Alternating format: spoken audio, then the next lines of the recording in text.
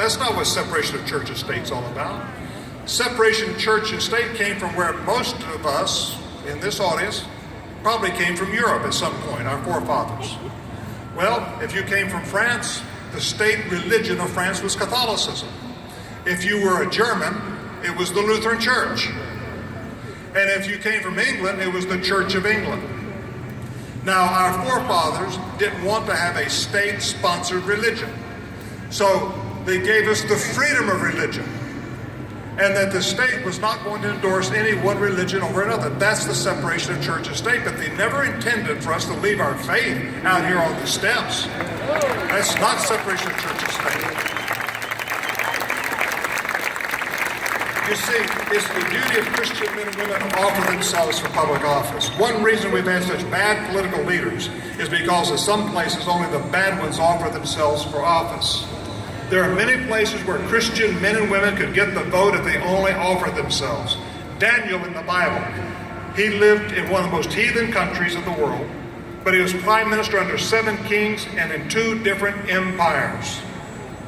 We need men and women, Christian men and women, to run. Now, we look at the election today. Now, the national election for president has not been without drama. And it's not without entertainment, okay? It's been kind of fun to go home at night to watch the news to see what the latest scandal is or the latest comment or whatever.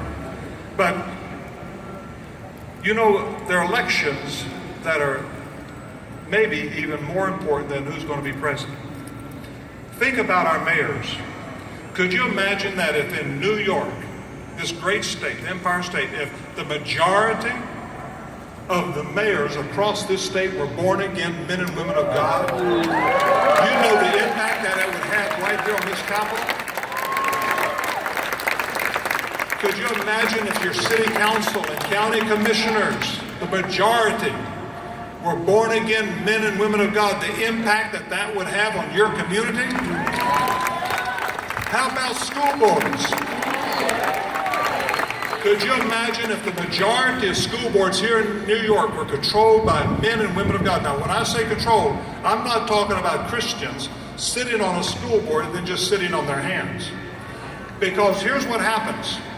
Progressives, now this is a word which is kind of a code word for an atheist, all right? So a progressive gets on the school board, and they may just hold up a book that's really pornographic and say, we think this will help our children. It will help them to understand the world in which we live. We think it will help expand their mind. And when it's nothing more than just trash, all right? Now, we need Christians on the school boards who will stand up and say, oh no, nope, we need Christians to stand up and get in their face. We're not going to have that book in our schools. Because we Christians are in the majority and we just voted you down. No, you don't have that book. But we've got to be activists. Now, maybe this is a term up here in New York you're not familiar with, but I'm going to give it to you. Have you ever heard the term community organizer? You could become a community organizer for God. How's that? Or how about a political activist? You say, but Frank, only the people on the left are political activists. Oh, really? How come we can't become political activists on the other side for God? Now, listen, our country's in trouble.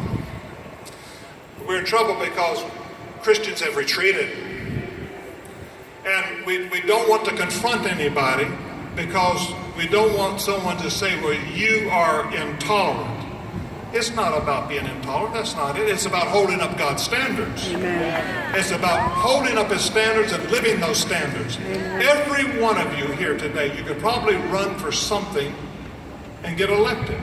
Now you say, well, Frank, give me a break.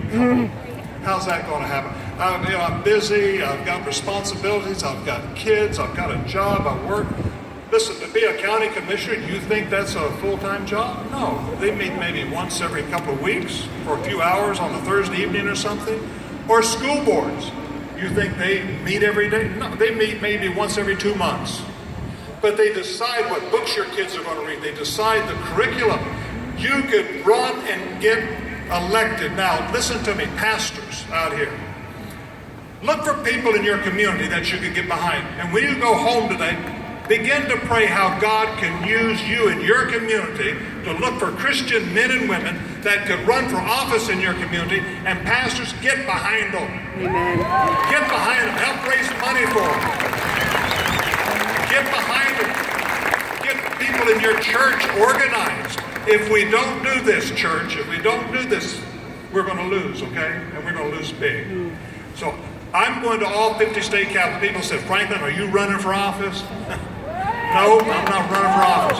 When I'm running a campaign to put God back into politics.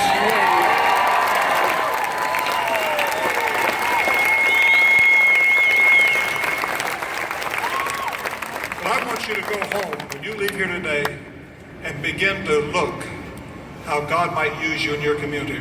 Form a prayer group. I believe in prayer. God uses prayer. Begin to pray for your community. Pray for this nation, but begin to pray for your community and look for people. Maybe it's yourself that you could run for office and be used by God. Be used by God to be His voice, to be His instrument in your community. And we're looking at mayors, the city council, the county commissioners, the school boards, the judges. There's all kinds of opportunities for you to get involved. So please pray how God might be able to use you. You see, it's estimated in the last election there was I'm talking about the presidential election, 20 to 30 million Christians did not vote. 20 to 30 million stayed home. And I have some people say, Franklin, it's rigged. Why should I waste my time? 20 to 30 million people show up the polls. They're not going to be able to rig that. And I can tell you right now, if you stay home and don't vote, then the enemy's going to put his people in there. Amen. But let's get Christians elected at every level of office, but you got to vote.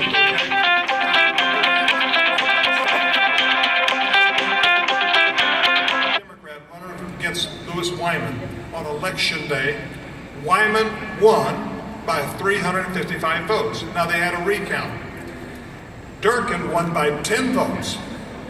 They had another recount. Wyman now wins by 2 votes. All right, so they have a special runoff election later that year, and Durkin won by 27,000 votes. Wow. So listen, your vote counts, okay? It counts. In Minnesota, now there's all kind of races I'm just giving you a couple just examples. Minnesota.